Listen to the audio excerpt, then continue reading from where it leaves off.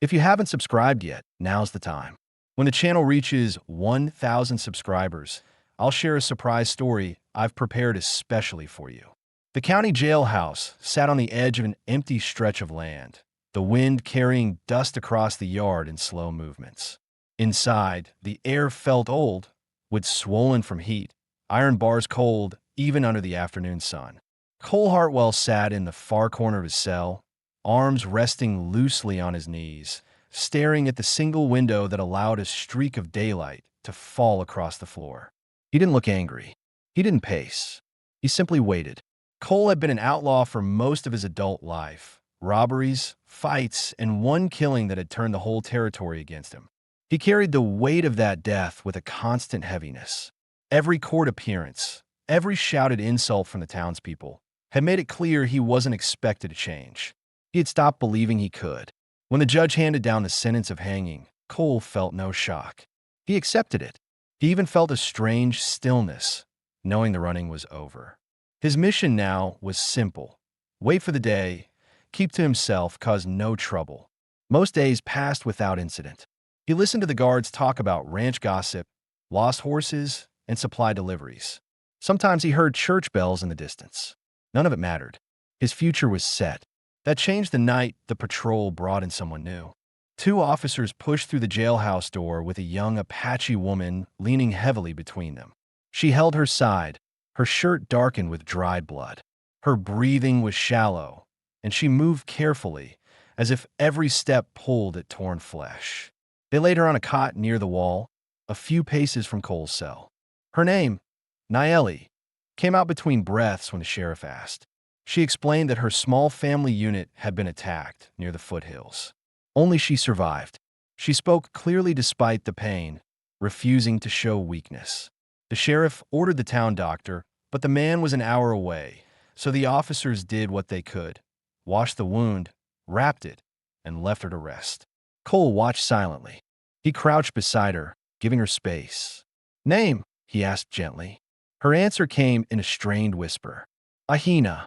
Elias had known Apache families in passing over the years. Traders, hunters, and travelers who wanted little from settlers except to be left alone. He understood enough to know she wouldn't have come here unless she had run out of choices. "Come inside," he said. Ahina hesitated. Her breathing turned shaky. I'm not clean anymore." The words sounded rehearsed, as if she had said them to herself for hours, maybe days. Shame tightened her features. She looked away from him, unable to meet his eyes. Elias felt something shift in his chest. Not pity, but recognition. The sheriff, noticing her attention drift toward the cell, said quietly, "That's Cole Hartwell. Outlaw. Executions set once the judge signs the final paper." Nayeli didn't flinch. She didn't pull her blanket tighter or shift away in fear. She simply acknowledged the information with a slow nod, as if she had expected nothing different. That reaction unsettled Cole more than anger ever had. When night settled, the jailhouse grew quiet except for the occasional clatter of shifting wood. The lantern hanging near Nayeli cast a small pool of light around her. She lay on her side, breathing carefully. Cole could hear the quick rhythm of her breaths and knew she wasn't asleep. He felt the urge to say something, anything to distract her from the pain, but he stopped himself. He wasn't someone who offered comfort. Not anymore. Still, her quiet struggle pressed against him like a weight. He shifted slightly on the bunk, unsure why the sound of a stranger suffering bothered him more than it should. Nayeli finally spoke, her voice low. "You are calm," she said, staring at the ceiling. Cole looked up. "No reason not to be. You wait for death?" "Yes." She was silent for a moment, absorbing his answer. "And it does not frighten you?" Cole had to think before he replied. "It did. Not now. I've done enough wrong. This is the last thing I can't run from." Nayeli nodded faintly, understanding more from his tone than his words. She knew what guilt looked like. She carried her own, surviving when others didn't, failing to save the people she loved. Both of them were trapped in different ways, one behind iron bars, the other inside the memory of the raid. Both had lost more than they admitted out loud. Cole watched her shift again, grimacing as the wound pulled. Without thinking, he called to the guard at the door. "She needs water." The bandages already soaked through. The guard hesitated, but eventually brought a cup. Cole leaned back again, unsettled by his own voice. He had meant to stay detached. He had meant to stay quiet. But seeing her fight alone brought up instincts he thought had died years ago. As the lantern light flickered across the room, Cole realized something had changed the moment Nayeli entered the jailhouse. He no longer felt as ready for the rope as he had before. Her presence forced him to look at himself again, not as a criminal waiting for his end, but as a man who might still have choices left. And that realization scared him more than death ever had. The lantern burned low, throwing a dim circle of light around the cot where Nayeli rested. Outside, the night carried a cold wind that pushed through the cracks in the jailhouse walls. Cole sat awake on his bunk, unable to sleep. He listened to every small noise, the uneven breathing from Nayeli, the shift of boots from the guard station near the door, the creak of wood strained by the weather. Something unsettled him, a tension he couldn't name. A distant rumble broke the silence. At first it sounded like thunder, but soon the ground trembled lightly under each pulse. The guard straightened, hand on his holster, confused. Cole rose from the bed, gripping the bars. Then the rumbling grew louder, hooves, several of them, approaching fast. The guard cursed and reached for the alarm rope, but a gunshot shattered the front window before he touched it. The lantern swung violently, lighting fragments of glass scattered on the floor. More shots followed, tearing through the boards and sending debris across the room. The guard ducked behind the desk, shouting for backup that wasn't coming. Nayeli pushed herself up on her elbows, breath sharp from pain. She scanned the room, understanding immediately what was happening. The group that attacked her family had tracked her. If they reached her, they wouldn't leave anyone alive. Cole's heart pounded hard against his ribs. The locked cell held him still while the threat pressed closer. He watched a shadow move past the smashed window. The attackers were organized and armed. If they broke through the door, the jailhouse would fall in minutes. The guard scrambled across the floor, hands shaking, and tossed the ring of keys toward Cole. It slid under the bars and stopped at his feet. Cole snatched them up without hesitation and unlocked the door. He didn't try to run. He didn't grab a weapon. His eyes went directly to Nayeli. He crossed the room as another round of gunfire split the air. The door hinges cracked under the pressure of outside blows. Cole pulled Nayeli to cover behind an overturned table, his arm bracing her weight so she wouldn't collapse. Her wound had reopened. Dark red showed through her shirt. Her breathing turned fast and shallow. She tried to steady it, but each inhale sparked pain.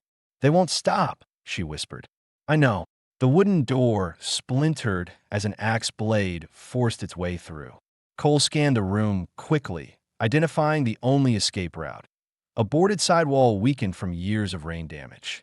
He pushed the table aside and tore off a loose plank. Cold air rushed through the gap. He lifted Nayeli carefully, pulling her arm around his shoulders.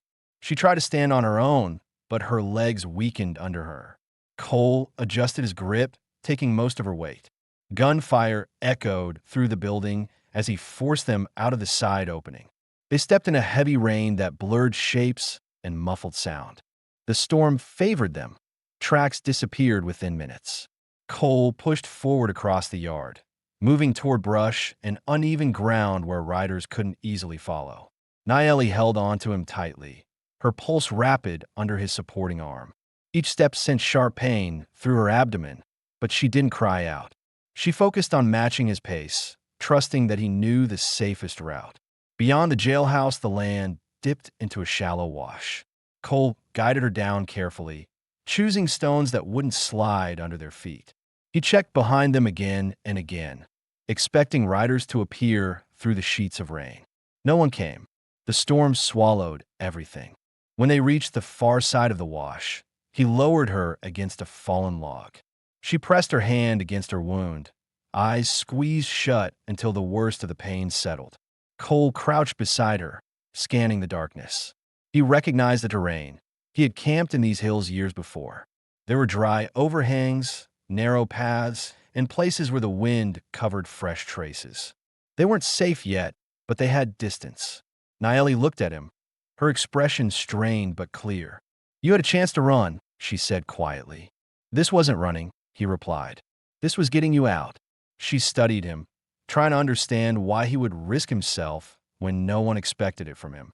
He avoided her eyes, not ready to explain the instinct that pushed him forward. He only knew leaving her behind would have been impossible. He tore a strip from his shirt and reinforced her bandage, keeping his movements steady even as rainwater ran down his face and hands. She flinched at the pressure but didn't pull away. Her trust was new, fragile, and he felt the heaviness of being responsible for it. When she could breathe without shaking, he helped her sit up. "We need shelter," he said. "There's a ridge ahead. If we reach it, they'll lose the trail completely." Naeli nodded, gathering her strength. She pushed herself to her feet despite the pain, one hand gripping Cole's forearm for balance. He steadied her until she found her footing. They moved slowly through the dark, following the faint outline of rising land. Rain softened every sound except their breathing. Naeli leaned against him when the ground grew slick, and he adjusted his pace to match her limits. Neither spoke. By the time they reached the ridge, the storm had begun to ease. Cole found a shallow overhang that shielded them from the wind. He lowered her to the ground and covered the entrance with branches to mask their presence. Naeli rested her head back against the stone, her eyes heavy with exhaustion. Cole kept watch at the opening, alert to any movement. His pulse remained high, but not from fear of being caught. Something else had taken hold, an unfamiliar drive to keep someone alive, to stay alert for more than his own survival.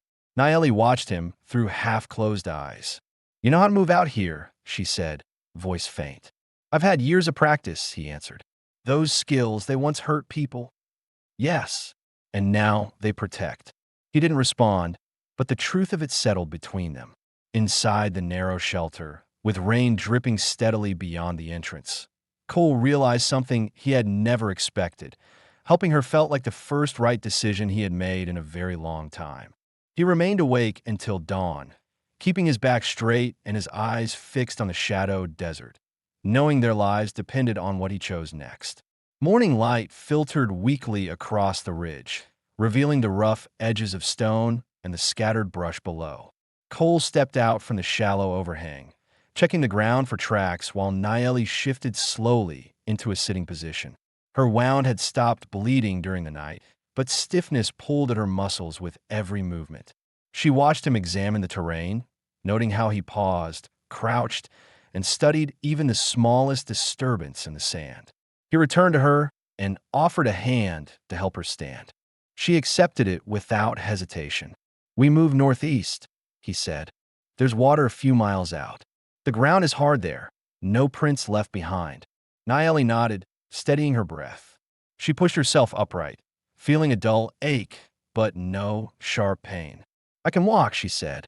He studied her for a moment to confirm she truly could. Her posture was controlled, her focus clear despite exhaustion. He gave her a short nod and began leading the way across uneven terrain. They traveled in silence at first. Cole chose paths that gave them cover. Rock shelves, narrow washes, thickets of mesquite that broke their outline from a distance. He checked over his shoulder often, alert to movement on the horizon. Nothing appeared. The storm had wiped their trail clean. Naeli watched his movements closely. She recognized his caution, his constant scanning of their surroundings. She had seen hunters use that level of awareness, but his carried something deeper, experience earned under dangerous conditions, not taught formally. She slowed once to examine a small cluster of tracks Cole had stepped around. "Why avoid this?" she asked quietly. He pointed at the disturbed dirt. "Fresh. 2 men, maybe scouts. Passed through last night." Naeli studied the tracks again, surprised she had missed the age of the print. Cole walked her through the signs, crumb edge, pressure, the way the soil dried around the imprint. She listened carefully, committing each detail to memory. When they moved again, she began reading the ground on her own. By midday, the heat pressed down, but Cole had anticipated it. They reached a narrow spring hidden between rocks. He helped Nayeli kneel as she cupped water in her hands. She washed her face, then closed her eyes briefly as the coolness steadied her. "You're wound," Cole said, setting down a small pouch of supplies from his pocket. "It needs a fresh wrap." Nayeli lifted her shirt slightly, revealing the darkened bandage. Cole worked carefully, removing the soaked cloth and cleaning the injury with steady, controlled hands. She winced at the sting, but didn't pull away. His focus stayed sharp, his breathing even. "You've done this many times," she said. "Enough to know what keeps someone alive." The directness of his words carried weight. She realized he wasn't only skilled. He understood survival in a way that came from years of mistakes and narrow escapes. Understanding that gave her a clearer picture of the man walking beside her. Someone shaped by violence, yet capable of choosing differently when it mattered. When the bandage was secure, they continued toward the canyon edge where loose gravel deadened their footsteps. Nayeli practiced stepping lightly as Cole showed her how to distribute weight on her feet so stones wouldn't slide. His judgment landed quickly, armed, aggressive, searching for trouble. When he finally spoke, his voice carried without sounding hostile. "This is private land." The scarred man frowned. "We're not asking permission to ride across it. We want to know if you've seen her." Elias didn't look toward the cabin window or show the smallest hint of anxiety. "I haven't seen anyone who belongs to you." The man shifted in his saddle. "If she passed through, she could be dangerous. Might have stolen something. Might have been involved in something you don't want tied to your name." Elias's expression didn't change. "If you're done, you can ride on." One of the riders moved his hand toward his holster. Nayeli tested her new tracking skills, pointing at faint prints that crossed the ravine floor. "Older," she said. Cole inspected them and nodded. "A day old." "Good." The quiet between them grew lighter as she continued learning. He answered her questions directly, offering precise explanations without exaggeration. She took in every detail, recognizing how valuable this knowledge was. Her family had relied on shared skills, and now she had to rebuild her abilities with new tools. Cole understood that without needing to hear it spoken. By the time evening approached, they reached a sheltered flat space beneath a large rock formation. Cole prepared a small fire pit, also teaching her how to angle stones so the flames stayed low and wouldn't be seen from the open desert. Nayeli gathered dry branches and examined each piece before placing it beside him. Their cooperation felt natural, built through necessity but strengthened by trust. When the fire took, faint and controlled, Nayeli watched the glow reflect off Cole's worn features. He looked tired but alert. His shoulders carried the weight of responsibility he hadn't asked for but had accepted without complaint. "You know the land well," she said. "I lived out here a long time." "A long time for survival or for hiding?" He hesitated, then answered honestly. "Both." She studied him quietly, feeling that understanding him mattered. Not because she wanted to judge him, but because their lives were now linked in a way neither expected. She shifted closer to the warmth, careful not to disturb or wound. "You could leave when you choose," she said. "I'll leave when you no longer need me," Cole replied. His voice held no hesitation. Nayeli absorbed the promise, and something in her expression softened. She wasn't used to relying on strangers, but she didn't question his commitment now. The desert darkened around them. A long stretch of silence settled, not uncomfortable, but steady. Cole remained watchful, listening for distant movement. Nayeli rested with her back against the stone, her breathing finally even. For the first time since the attack on her family, she felt her life was being guided towards safety instead of danger. And Cole, without intending to, felt himself anchored to a purpose that steadied him more than the cell walls ever had. They stayed close to the low fire, knowing that tomorrow would demand more strength, more distance to cover, more decisions to make, and more trust between two people who had started with nothing but necessity and were slowly building something far stronger. The fire had burned down to a faint glow by the time the first thin light of dawn reached the canyon floor. Cole checked the ridge line again before they moved. The night had been quiet. No tracks, no distant calls, no signs of raiders pushing into the area. Still, he prepared their supplies with the same caution, tying the bedroll tightly and checking the knots twice. Naeli stood nearby, adjusting the strap across her shoulder to avoid irritation on her healing wound. "We'll reach the outer edges of your territory by late afternoon," Cole said as he secured the last of their gear. "But the approach needs to be careful. Some of the patrols may not recognize you from a distance." "They will see I am alone," she said. "That is dangerous. I'll make sure they see you first." They moved out quietly, following the shadow of the canyon wall until it opened into a wide stretch of flat land. The terrain became harsher: sun-baked rock, scattered brush, long open ground where a misstep could expose them to eyes miles away. Cole set a steady pace, keeping Naeli to his left so she could walk without pressure on her injury. Hours into their journey, they reached a narrow bend in the land where rock formations curved into a natural passage. It offered shelter and gave them the advantage of seeing anyone who attempted to follow. Naeli scanned the walls, recognizing markings left by passing travelers: scratches from hooves, faint handprints, broken twigs arranged in small patterns. Most were old, weathered by wind. "Your people passed through here often?" Cole asked. "Not recently," she said. "This path was safer before the raids." Cole examined her expression.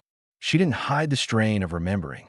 The attack that had destroyed her family had begun near one of these routes. The land around them held reminders she hadn't spoken of, but he saw it in the way she slowed and the way her eyes lingered on certain stones. "We'll get through this stretch fast," he said, giving her a moment before guiding them on. They continued until midday heat pressed heavily on the ground. Cole noticed Naeli's steps slowing, her breathing tightening again. She didn't complain, but the signs were clear. He led her beneath the shade of a large rock outcrop and handed her water. "Rest a few minutes," he said. Naeli drank slowly, keeping her posture upright. The improvement in her condition was steady but incomplete. The wound would need days before she could move freely. "You are thinking ahead," she said, watching Cole's careful movements. "I'm thinking about the safest way to bring you home. You do not know my people. You do not know how they will judge you." He understood the warning. Even if the raiders behind them lost the trail, the tribe ahead might see him as a threat. "I'm not looking for thanks," Cole said. "I'm just getting you there." She studied him quietly. His choices weren't aimed at gaining anything. Not safety, not forgiveness, not escape. The clarity of that settled something in her.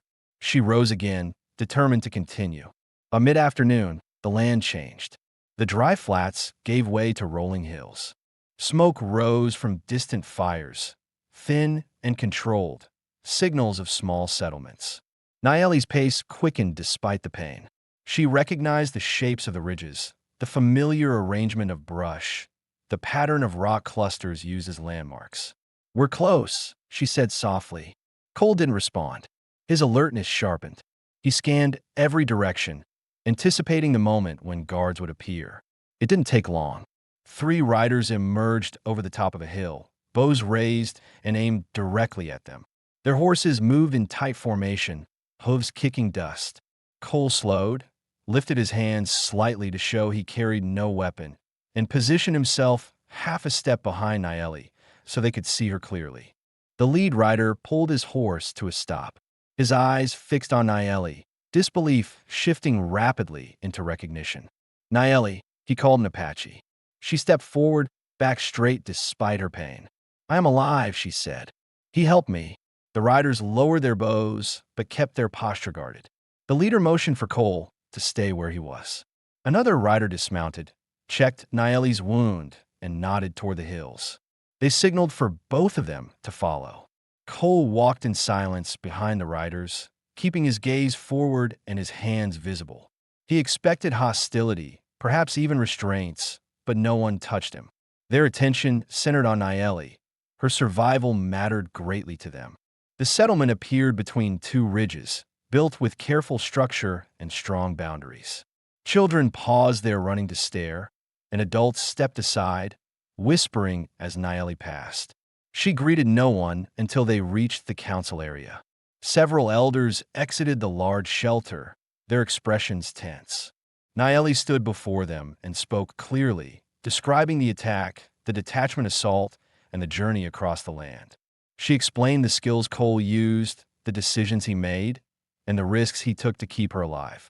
Cole remained still behind her, waiting for whatever judgment followed. He didn't expect understanding. He only needed her to be safe. One of the elders approached him. The man's gaze was steady, assessing, neither softened nor hardened by emotion. "You know this land well," the elder said.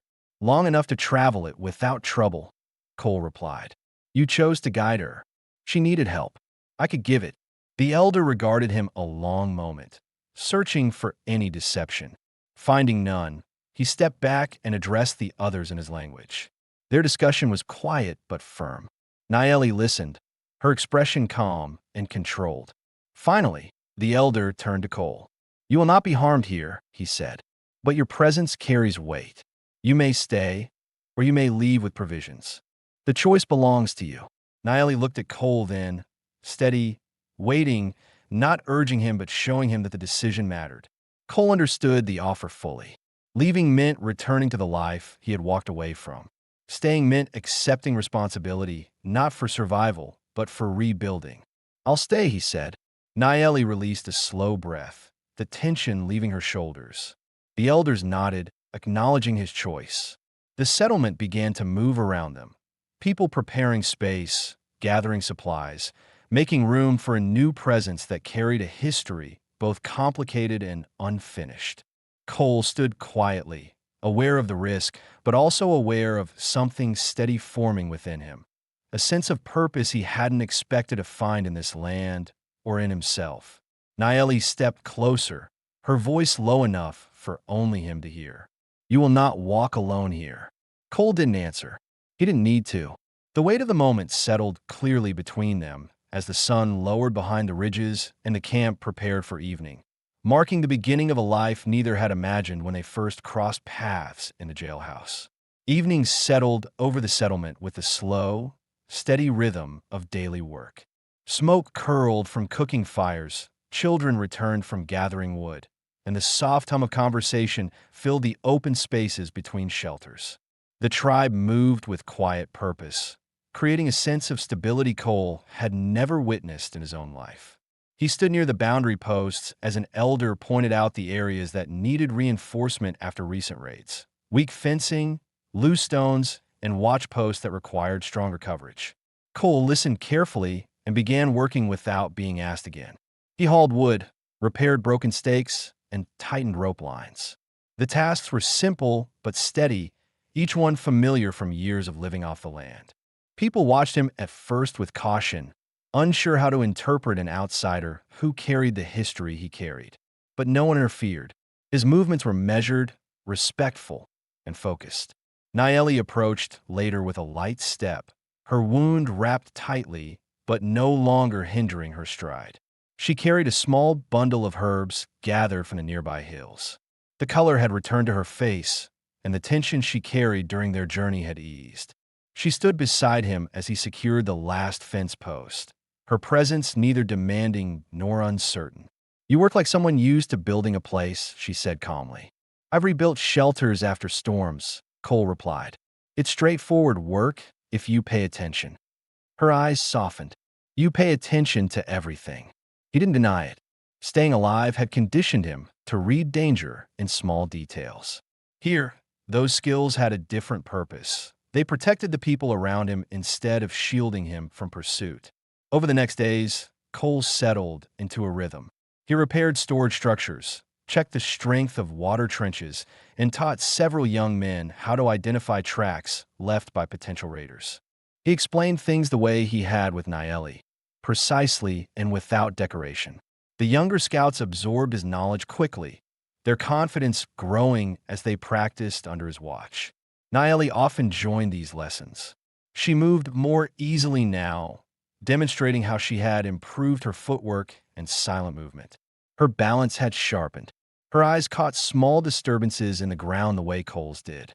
The tribe saw her change and recognized the strength she had gained from surviving the raid and the journey.